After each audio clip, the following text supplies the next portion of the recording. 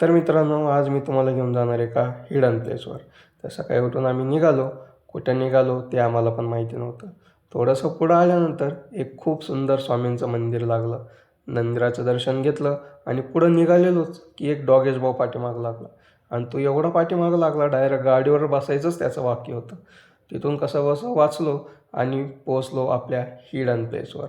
हीच ती जागा जी तुम्हाला मी दाखवायला आलेलो आहे. हडपसरजवळ ही खूप सुंदर अशी जागा आहे.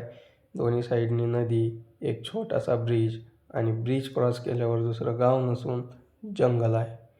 तर तुम्हाला मी ते पुढं दाखवतो.